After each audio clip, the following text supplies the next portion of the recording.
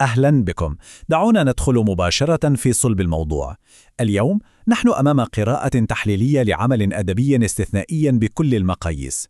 نتحدث هنا عن المجموعة القصصية اعترافات ثملة للكاتب ريبر هابون. الغلاف قد يوحي بأننا أمام مجرد قصص خيالية، لكن الحقيقة هذا الكتاب هو وثيقة تاريخية حيوية جدا تتخفى بذكاء تحت عباءة السرد. من خلال هذه القراءة سنغوص معا لنرى كيف التقط الكاتب حالة التمزق النفسي والمجتمعي العميق في المجتمعات السورية والكردية، وكيف تحولت أبسط التفاصيل اليومية إلى ساحات مصغرة لصراعات ضخمة.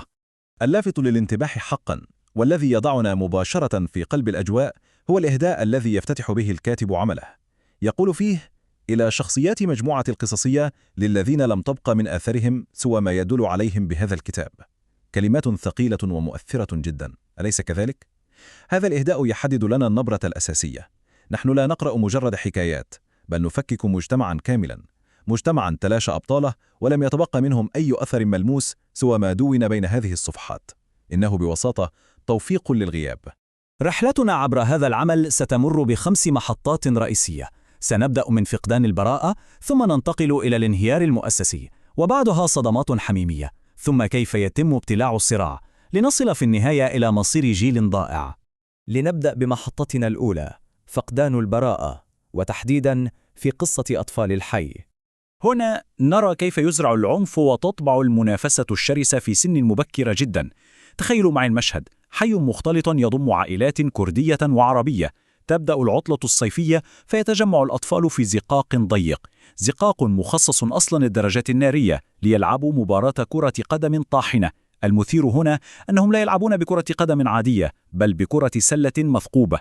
هذا التفصيل الصغير يجسد لنا بيئة نابضة بالحياة والطاقة، لكنها تفتقر لأبسط المقومات، بيئة مشحونة وقابلة للاشتعال في أي لحظة.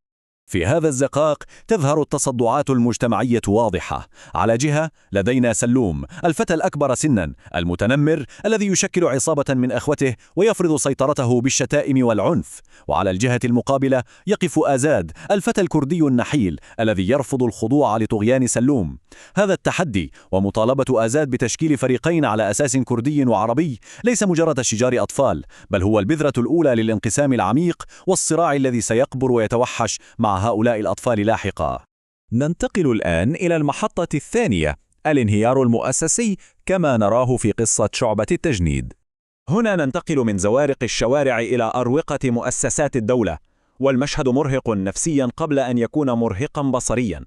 تخيلوا جمعا غفيرا من الشبان يقفون متراصين كطابور الأغنام في حر شهر نيسان الخانق.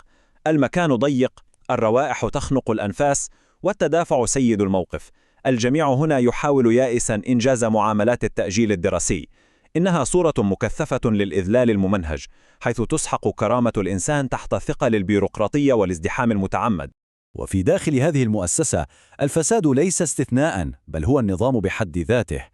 الطلاب مجبرون على البحث عن وسطاء لدفع الرشاوى لعناصر مثل العريف إبراهيم بابتسامته الصفراء المعهودة فقط ليتم النظر في أوراقهم.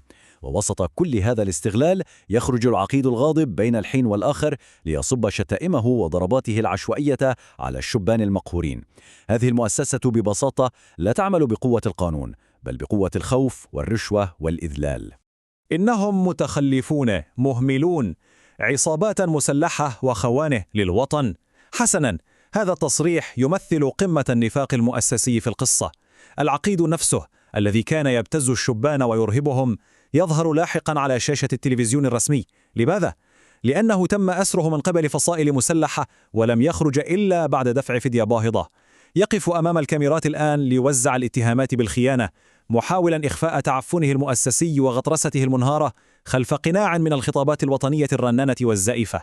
نصل إلى المحطة الثالثة، حيث نغوص في المساحات الشخصية، صدمات حميمية وياس في قصة الكاتو المحترق. البناء السردي هنا فوري وصادم جدا. تخيلوا الفوضى: امرأة تترك قالب الحلوى أو الجاتو يحترق في الفرن عشية عيد ميلاد ابنتها. لماذا؟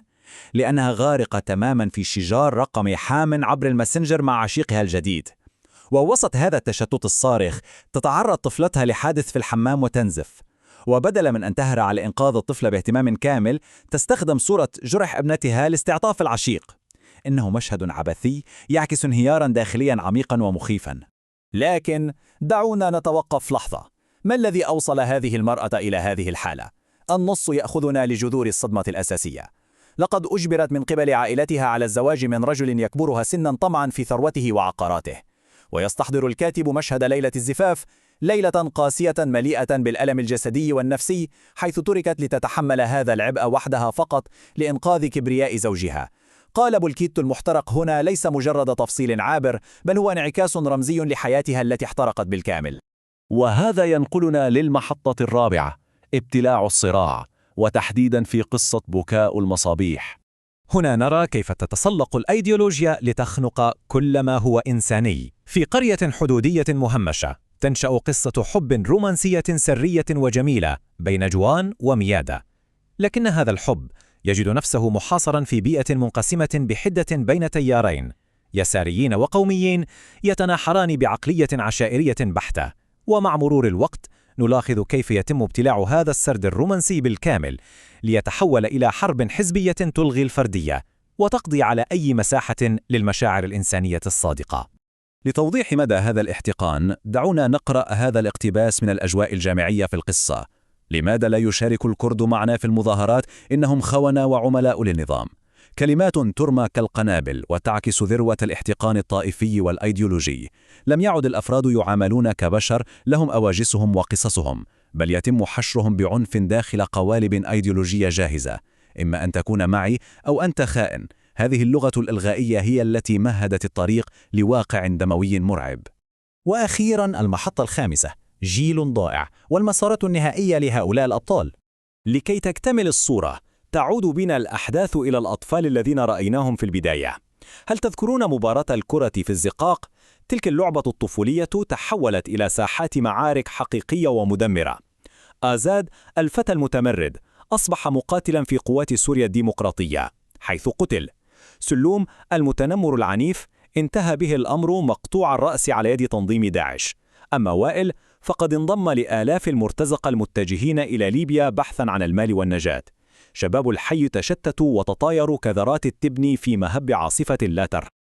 في ختام هذه القراءة يتبادر إلى الذهن سؤال جوهري وموجع: ماذا يحدث لمجتمع تمزقه الصراعات إلى درجة أن سجل تاريخه الوحيد يحفظ في أوراق مجموعة قصصية؟ الكاتب في اعترافات ثملة لم يكن يروي قصصا عابرة، بل كان يكتب وبكل أسى شاهدة قبر لجيل كامل، جيل ضاع وسط الفساد المستشري، الصدمات المكتومة والحروب الأيديولوجية الطاحنة. إنه عمل يتركنا نتأمل طويلا في الندوب التي لا تمحى، ويدعونا للبحث عن الأثر الباقي لمن لم يتبقى منهم شيء.